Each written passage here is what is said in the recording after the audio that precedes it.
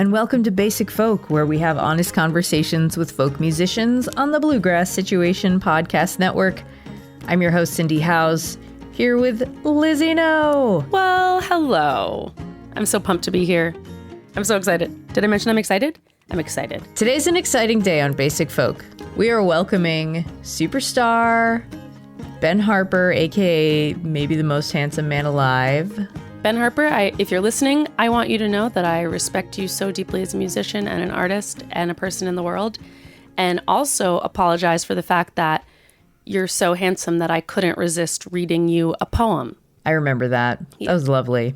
Basic Folk is a listener-supported podcast.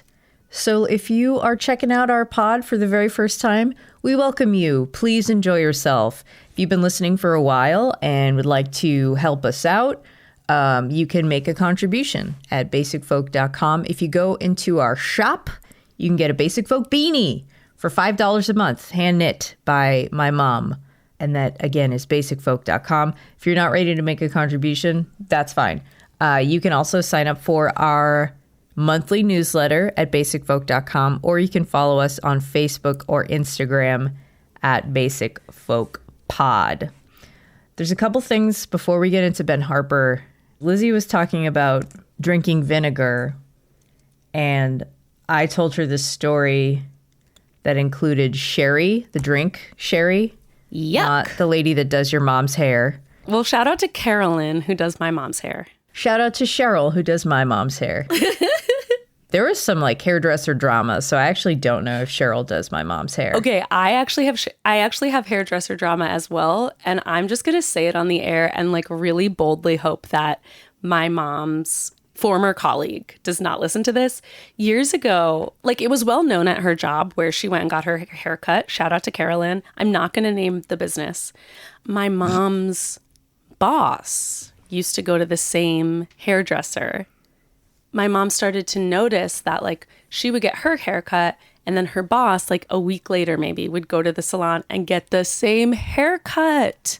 No way. My mom's boss same haircut? Tried to single white female her. And was it the same hairdresser? The same hairdresser. She would be like, let me get the Kathy. She would take my mom's haircut. Put yourself in her shoes. What would you do if you had to go into work and your boss was eyeing you can I steal this look? What is your next move? Doing it on purpose?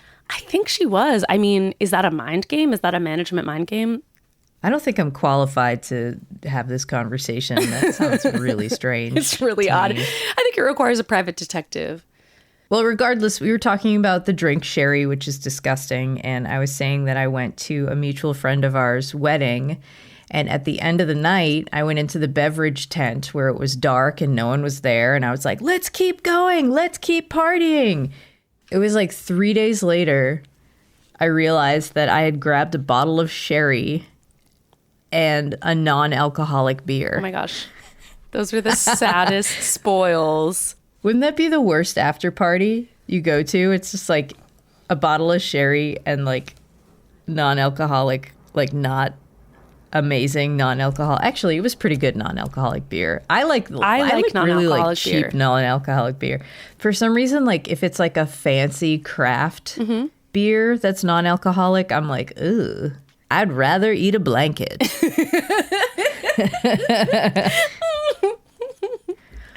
Let's talk about Ben Harper. Okay, this interview I feel is a milestone for us, and also for me as a music listener and musician. I have been a fan of Ben Harper's since my teen years. I think it's great that we started by talking about his family.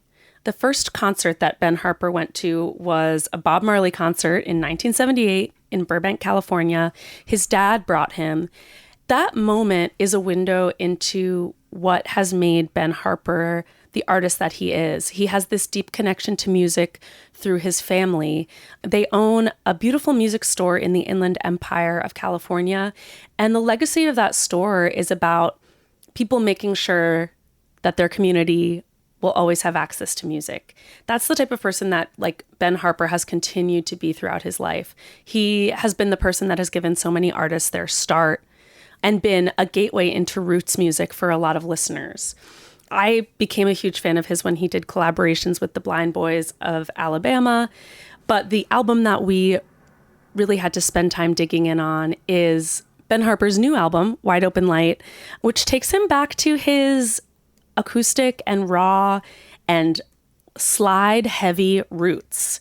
It walks this beautiful line between singer-songwriter and country and soulful that, like Ben Harper's fans, have loved for decades now. And it shows him being kind of vulnerable and talking about his spirituality, of course, flexing his impressive guitar chops and his beautiful, intimate vocal deliveries and performances. We also got to talk about Harry Styles, who Ben Harper has recently gone on tour with, and he's gotten the chance to meet a whole new generation of fans. So it was very cool to discuss not only his beginnings, but where he is now as an artist and how he's shaping his legacy with the next generation of musical listeners. Ben Harper's new album, Wide Open Light. We're going to hear a song from this new album, and then we'll get to our conversation. Here's Giving Ghosts. It's Ben Harper on Basic Folk.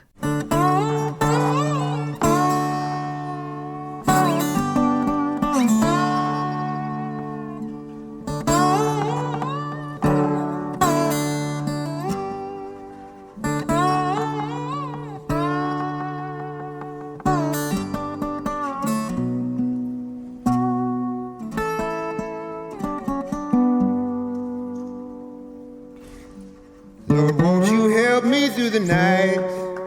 Won't you help me through the night? We will worry about tomorrow when it comes. And now it's all that I can take to sit and watch us break. Wishing into your arms I could run. In all of my days, you mean the most. Now I've got to give up your ghost. We'll raise a glass, just one final toast, and we'll drink to giving up your ghost. Now I'm giving up your ghost. Ben Harper, thank you so much for joining us on Basic Folk. I'm guest host Lizzie No, joined by our founder and main star host Cindy House. Hello. So you grew up in and around your family's music store, the Claremont Folk Music Center in Southern California, run by your mother's family. That's right. Which boasts famous patrons like Leonard Cohen and Taj Mahal. I think a third space like that is a perfect intersection of creativity and commerce and success. And that is a pretty good metaphor for your music. It has been both experimental and super popular. So how have you reflected on your trajectory in music, kind of your career running in parallel with the music store's history? And has the store been a true north or an example or something you return to when you think about your own career success? Well, there is a parallel in my success and the preservation of the music store, but there's not necessarily a parallel line or a parallel path between my success and the success of the music store, only because the music store remains what it's always been. One part institution, one part social activist hub, and then the other part museum. It's a certified museum. And I guess the parallel is that my success has enabled the store a second life. I'm not sure if they're parallels, but the way that my career the way that music store was a springboard for my career is somewhat of a parallel as to how they have sustained. So your dad took you to your first concert, Bob Marley, 1978 in Burbank. You were 9, and it was a really important moment for you. And it's also cool to think that you have been that person for other young people. So with that in mind, how do you reflect on that concert being so young and the importance of live music as a way to connect with young people? It was the first time I had seen a live show. It's the first time I had put together that what was happening on record was happening live, and that they were extensions of one another. And that was quite a moment. It's also one of the rare moments my dad took me to see something. He didn't take me to ball games. He didn't come to my ball games. He wasn't really present in my life in that way. But boy, he made a point of taking me to see Bob Marley, which I've always found, it's always struck me as fascinating. Do you know why? Auspicious. The first book he ever gave me was Bob Marley's biography. And the first show he ever took me to was a Bob Marley show. And I never had the chance to ask him why, probably because I knew why. My dad's always had a deep connection with me as to who I would become. Wow. Do you think he was right? Like, do you think he saw who you were becoming accurately? I think my dad had a specific clairvoyance. And listen, in no shape or form, and I couldn't reach the hem of Bob Marley's cuff, but certainly I've had a life that has enabled me to collaborate in his honor with Damien, with Ziggy, with Julian, Stephen, and so maybe if Bob was even among us still, by now there could have been.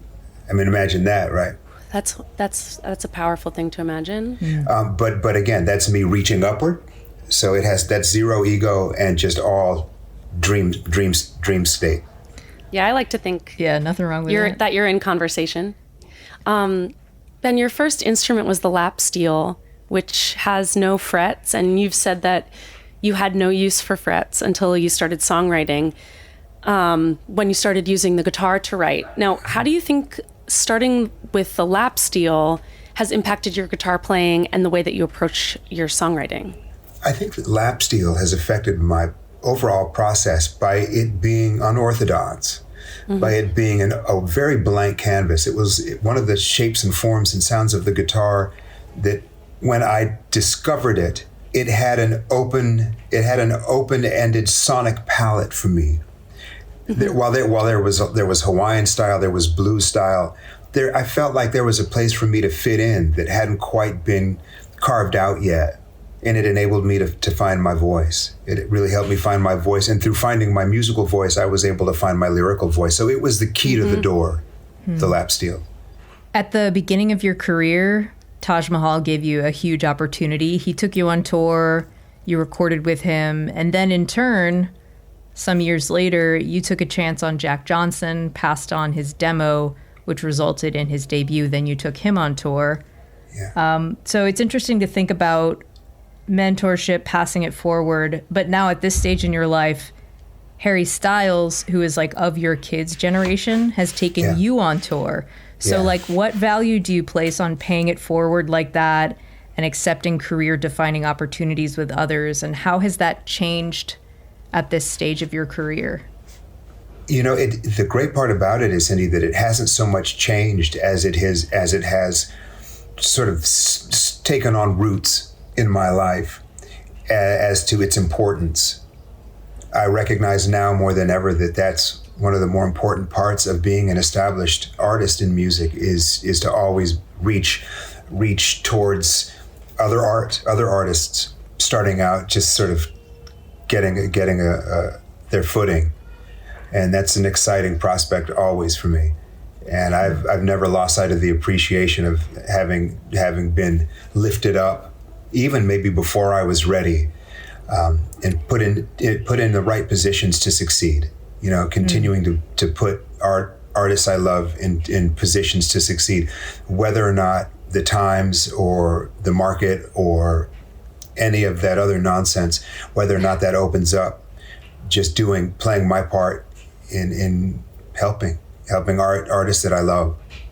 Yeah, it's such a mystery what people are going to embrace and when and why. Yeah. And what is success? What is success? Is it a million streams? No, because that's like $20. That's like $20. A sandwich. Yet it's really hard to get to, right? So we're in some kind of a creative renaissance right now as to where the industry is in flux as to the definition of the music business. And so it's a fun time to be doing interviews like this, talking about what it means to be a folk artist in the technological age. right? Because folk isn't necessarily folk only starts to sort of scratch the surface as to what the definition is. Folk music is one part music and one part work ethic. Yeah, and I also think it's also a way of being with other artists. Like when I first started touring, like in my early 20s, like the first thing that I noticed about folk artists was like they would all like have their merch in their car, and often were sleeping in their cars. Sure. And there was such a camaraderie. I feel like there's like this working man's humility and kindness and camaraderie about folk music, even folk music stars. Working persons? Yes. Thank you for correcting me. Working persons, camaraderie. Absolutely. I don't mean to be that guy, because I'm usually the one that gets corrected there, so I have a lot of nerve. Are you mansplaining feminism to me, Ben Harper? I feel like Ben Harper is the only one I would allow to mansplain either of us, Lizzie. No, but in all fairness, I didn't mansplain. I just man-corrected. Different. Not even corrected. Man-appropriated? Man-shape-shifted? I don't know. Yeah, now and you're even now you're actually mansplaining. you're man correcting me on my call out about the mansplaining. No, but that's you reverse sexism. Oh, yes. I've been accused of that before. A man should have the right to actually have a path to act to, or are we voiceless now as men? I don't know. Ben Harper, I've been meaning to bring up men's rights Yeah. on this podcast. No men's rights. Just sort of equal. Do we want equality or don't we? Well, it's been great having you on the podcast, Ben Harper. Have a wonderful rest of your day. Okay. Okay, back to the Harry Styles tour. And speaking of the next generation of music consumers and creators, I am curious what you notice about your new fans that have kind of come on board, like since you've been out on tour very recently, versus the folks that have been longtime fans since before the social media age. Sure. Like, do you feel like younger fans are consuming music in different ways than your your older fans are? Yeah, and I see them bringing each over to one another's camps. I see newer fans recognizing the importance of vinyl, and I see old vinyl heads with Spotify accounts and Apple accounts. So that's been fun to see. It's really fun when you hear people talk about music that I released in 1994 as if it were released yesterday. Oh, yeah. Because that's been happening a lot. That's cool. Yeah, I was just talking to a musician friend about Ground On Down, like yesterday. Oh, wow. Things get a new life when they get playlisted, and I think that's a pretty fun, like old school mixtapey way to be experiencing music. When I first went on tour with Charlie Musselwhite, we put out a record called Get Up. And we did our first launch show in New York. I believe it was at Irving Plaza. And it was a crowd full of people that I recognized as my fans. And after the second song, they were chanting Charlie's name for about 5 minutes, maybe 10. And it's just, that kind of goes back to not only reaching towards new artists, but reaching towards artists from other genres who, when you combine forces, 2 + 2 can be 22 in that special way. Your music throughout your career, you've showcased many different sounds, so each record can sound like a 180 from the one before it. The new album is Wide Open Light, which you've been gathering songs for in the last 10 years or so. It's a very spare acoustic record, mostly solo. It's minimalist. Lizzie told me about this quote you said once where you used the F word, and I'm going to do it too. You said, folk music is something simple that you don't want to fuck around with. It's true. Or something like that. So how do you relate to minimalism in folk music, and how does it come and go in your life and in your music? It's always there, isn't it? I mean, it's always there to keep you humble. It's always there to remind you that simple ain't easy. And it's a challenge. It dares you. It dares you to strip away the nonsense. It dares me, I should say. It dares me to strip away the excess. And there's a place for excess, like Dylan, It's All Right, Mom, there's all kinds of places.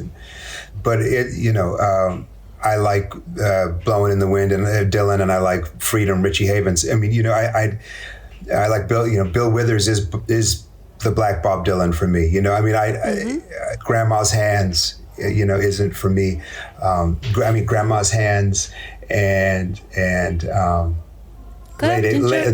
Sunday morning. Grandma's Hands and Lay Lady Lay, they're both at the top of the food chain for me.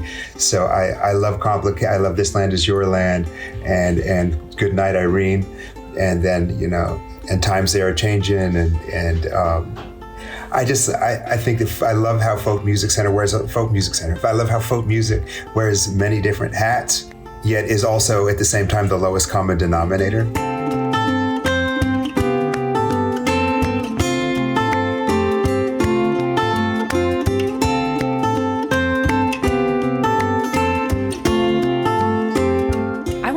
Ask you about the spirituality of Wide Open Light. And I want to start with a poem, a Rumi poem. Out beyond ideas of wrongdoing and right doing, there is a field, I'll meet you there. When the soul lies down in that grass, the world is too full to talk about. The title track of Wide Open Light really brought that poem to mind, and it made me wonder, what does it feel like for you to walk into Wide Open Light? Who is the person that you're inviting into the light in the song? And then more generally, what are you trying to share about your spirituality on this record? Not necessarily addressing anyone and it's such a non-answer to say you're not addressing anyone, because I'm probably addressing my own subconscious, right? I mean, That's it's all kind of, yeah. I mean, it's all kind of a journey inward in that way, whether we're meaning it or not, whether we've written it for someone. I mean, half the songs I thought I was writing for someone else, I was actually trying to get my own attention. But with that said, it's an invitation, I think. I love how music can be an invitation to whoever's listening to define the song and make it a duet.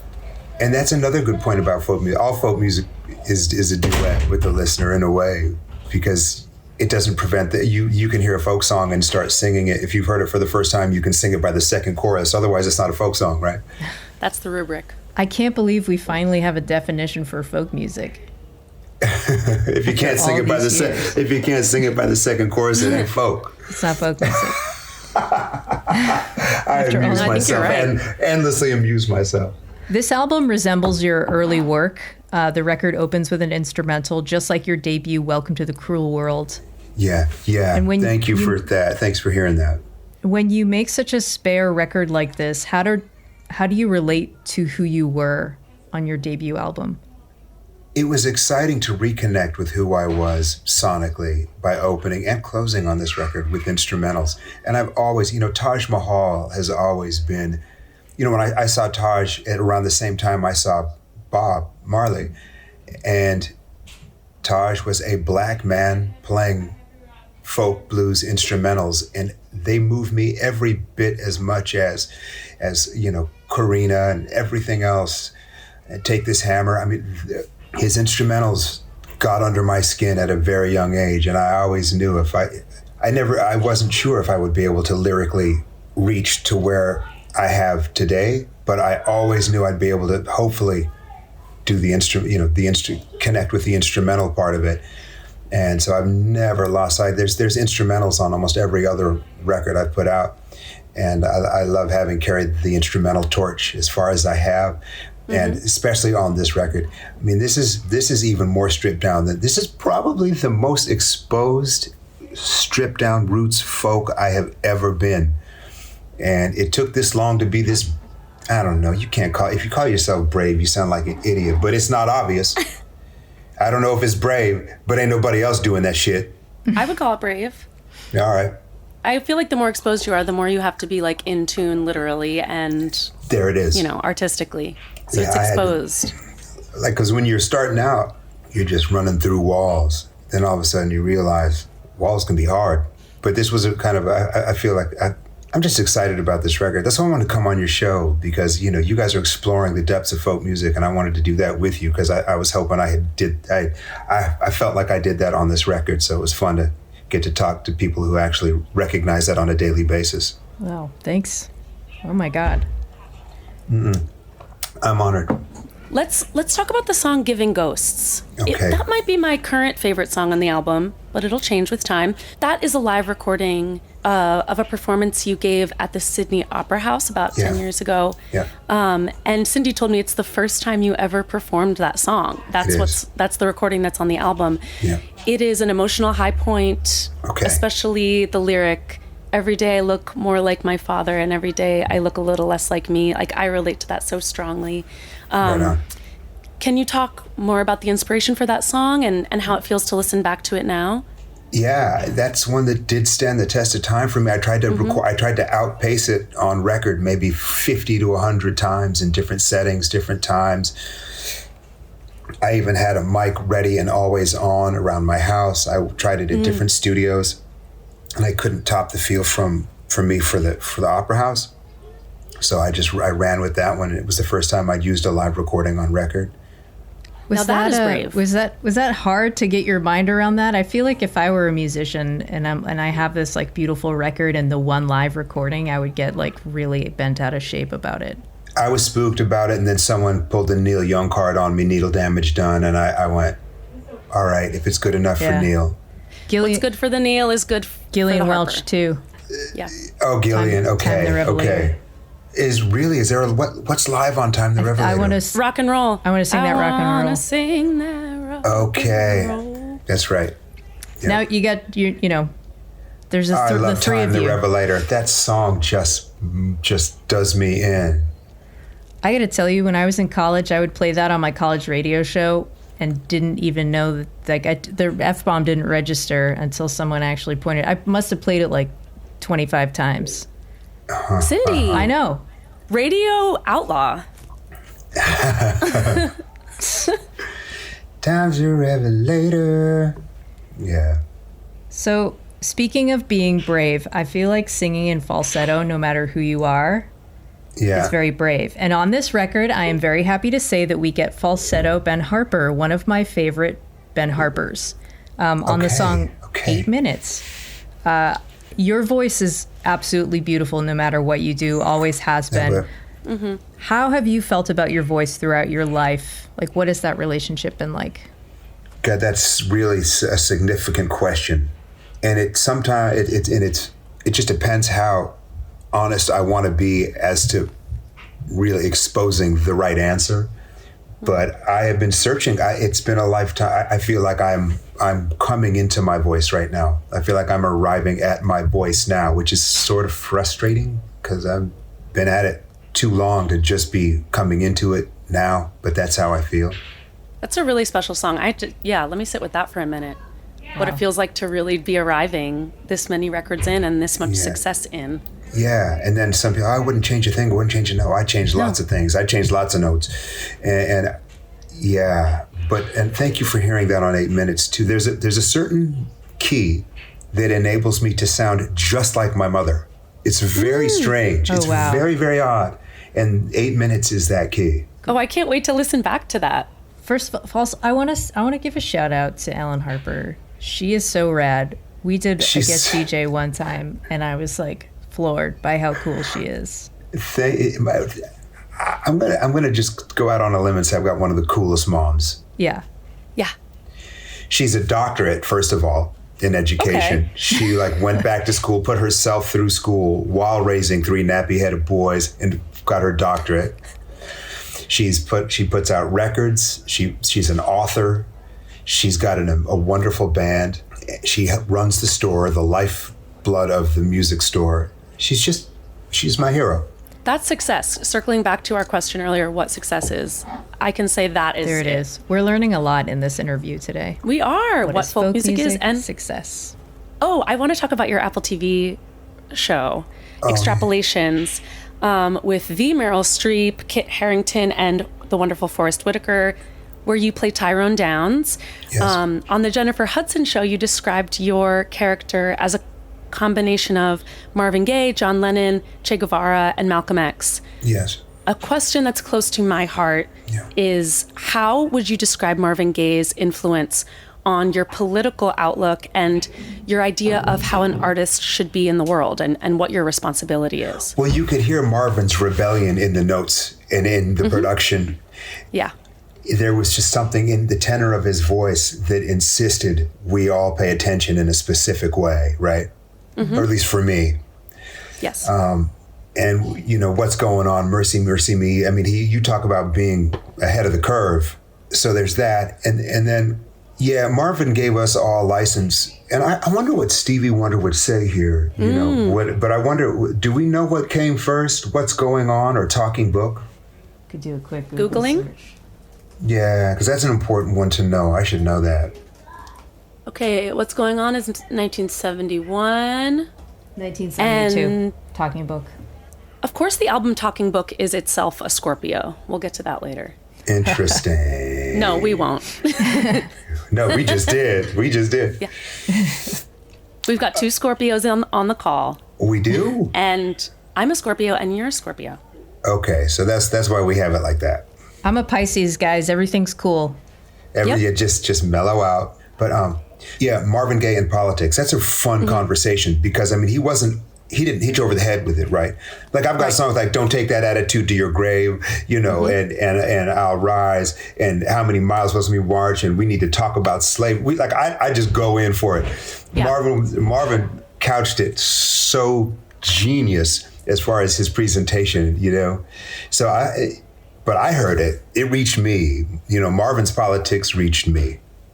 Yeah, and maybe we're in a time where some of that directness is, I mean, like there's so many different ways to be a political artist and to reach people. And I think it's really interesting that you can do it in a little bit more of a metaphorical way like Marvin did. And then some of your really direct songs, I mean, how you can get the same feeling, and maybe different people are ready to hear different levels of directness. Yeah. Because when I get political on my socials, like when I went public with some, like, you know, because I was like, if you listen to Trump, don't come back to just stay away for good. And man, my DMs, it got crazy. You know what I mean? So it's like, but I don't care. I'm left. I'm all the way left. Yeah. Like, hell you know, I just like, I want rights. I believe in human rights. I don't believe that the Constitution is the Bible. And I think a lot of things need to change.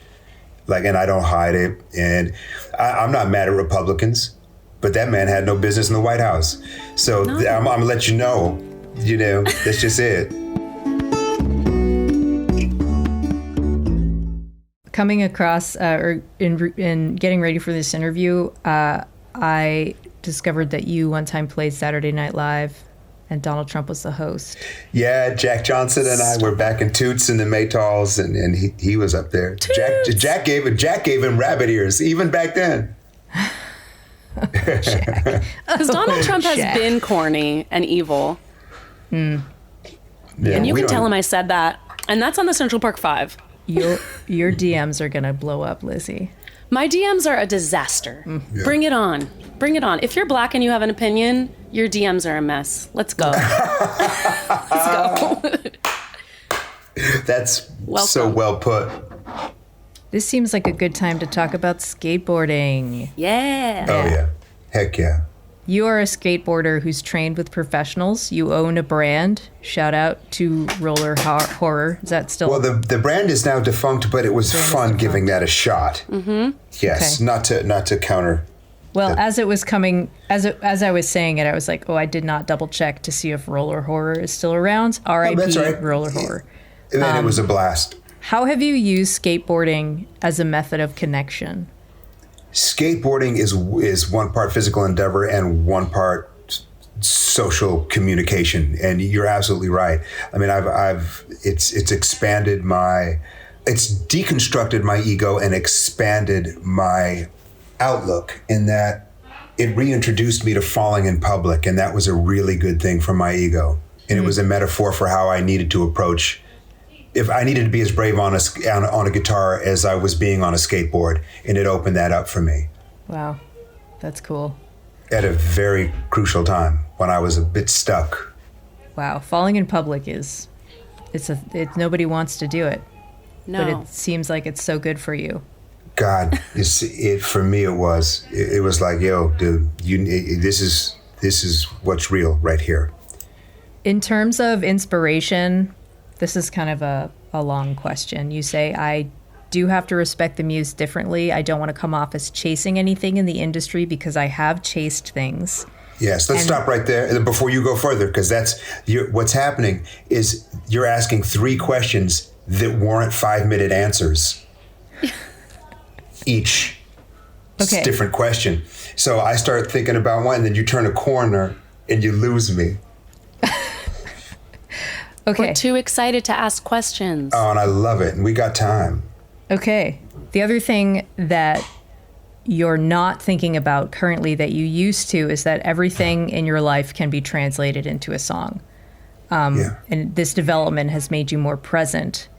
My question was, can you talk about how you got to this place in your creativity as there is less chasing now and more living in the present?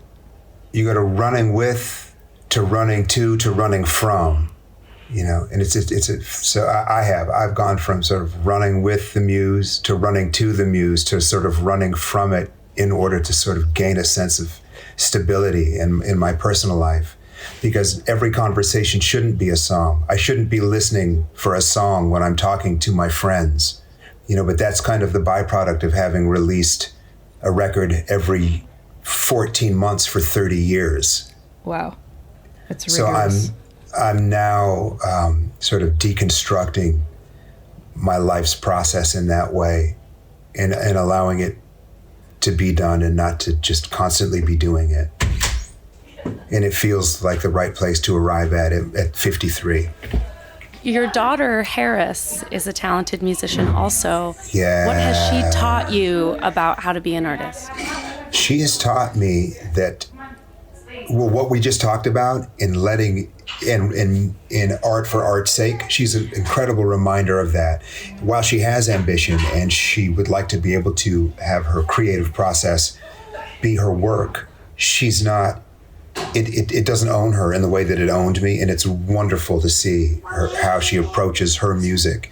Not to mention her meticulous songwriting. With zero nepotism, it's as gorgeous and thought-provoking as I have ever heard. Period. Harris Harper is a lyrical gangster. Mm-hmm. She is. For serious. She is her. She's next. Yeah. Okay, before we do the lightning round, I just want to ask a question. What's going on with the reggae album? That's next. That's up to bat. That's up to bat. How, where, when?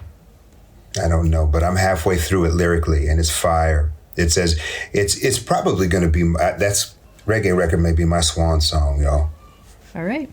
Well, I'm filled with mixed emotions, and I can't wait to hear that. Let's do the lightning round. This is really quick, and then we'll let you go.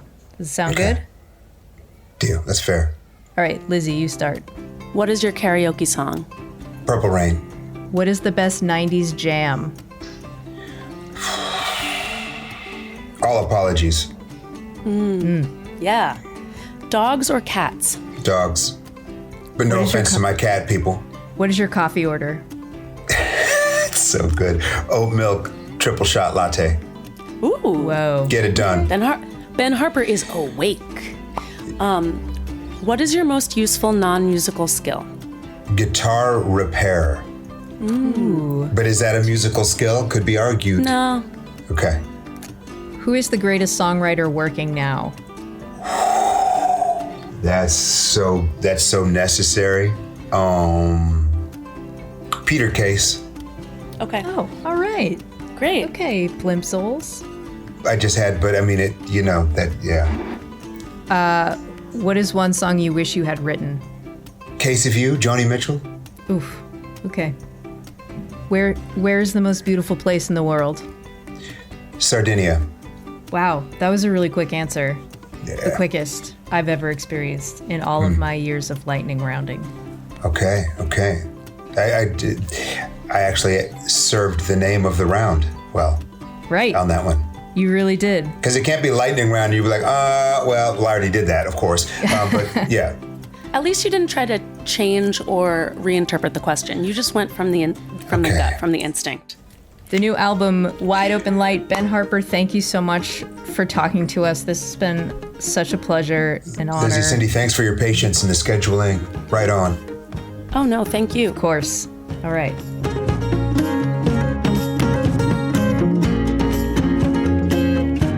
This episode of Basic Folk was produced by John Nungesser. Our music composed by Alex Stanton. Basic Folk is on the Bluegrass Situation Podcast Network. You can find all of our episodes there, wherever you get podcasts. You can also search for us on the SiriusXM app under Basic Folk, or you can check out our website, basicfolk.com. Thanks for listening all the way to the end, and if you enjoyed this episode, please share it with a friend, maybe your sophomore year college roommate that would not stop playing Steal My Kisses over and over and over again and maybe ruin that song for you. Maybe send it to her. We wish her well on her journey. Oh my God, she's the worst. Okay, thanks for listening. We'll talk to you next time. Bye. Bye.